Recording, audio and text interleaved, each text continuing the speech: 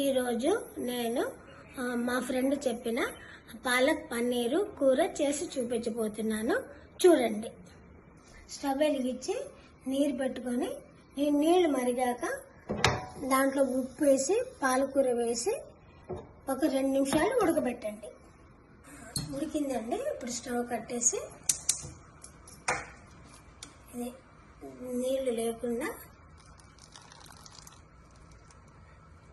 Ice వాటర్లో వేసేయండి. ఎందుకంటే మీకు ఇదే కలర్ ఉంటుందండి, గ్రీన్ కలర్ ఉంటుంది కూర అంతా. లేకపోతే మామూలుగా అయితే అంత కలర్ ఉంటుందండి. నేను మిక్సీలో వేస్తాను. మిక్సీలో వేసినప్పుడు ఏమేమి వేయాలో చూపిస్తాను మీకు. వేసుకొని కొంచెం జీలకర్ర, 2 ఇలాచి, ఒక దాల్చిన చెక్క, ఒక బిర్యానీ ఆకు వేసి కట్ చేసుకున్న ఉల్లిపాయలు,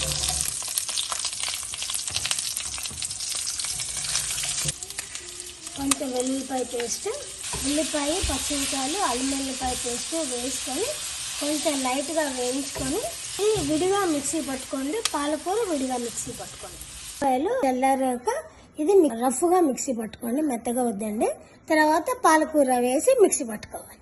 కచ్చాపచ్చాగా మిక్సీ పట్టుకోండి.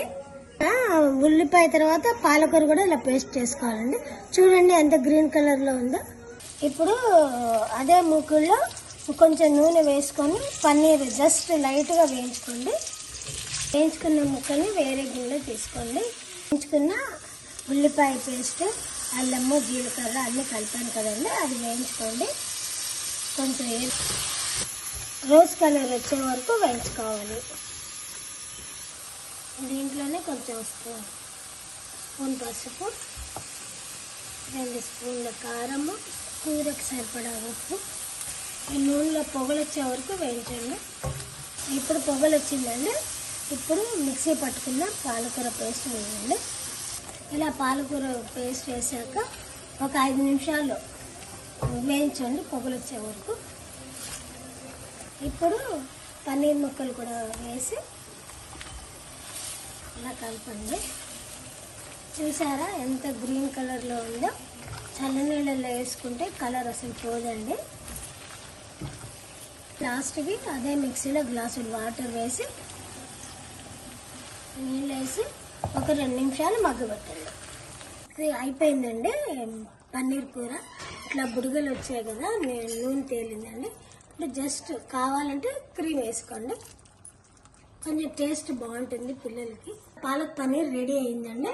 క్రీమ్ వేయడం వల్ల కొంచెం కలర్ తగ్గింది, లేకపోతే చాలా గ్రీన్గా ఉంటుంది. పాలక్ పన్నీర్ రెడీ. కనుక మీకు నచ్చితే చేసుకొని చూడండి. చూశాక లైక్ చేయండి, షేర్ చేయండి, సబ్స్క్రైబ్ చేయండి, కామెంట్ చేయండి. Thank you.